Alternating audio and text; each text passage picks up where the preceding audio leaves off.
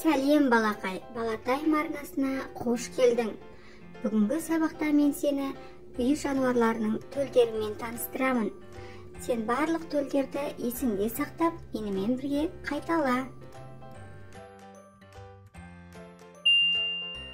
Жылқының төлі құлын.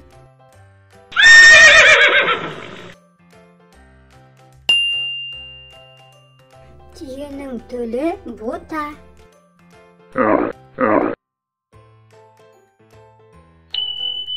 Сиырдың төлі бұзау.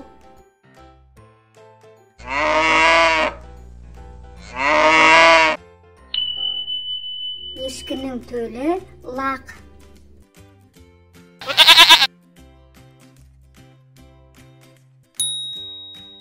Қойдың төлі қозы.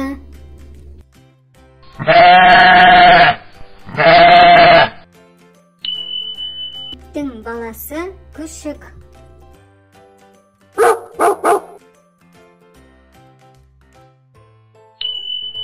Мысықтың баласы марғау.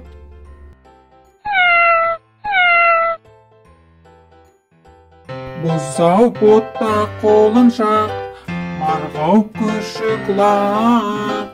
Сүт сүйкімді қошақан, мәне төлдер осақ. Досым, мен сені арнамда тағы да күтемін.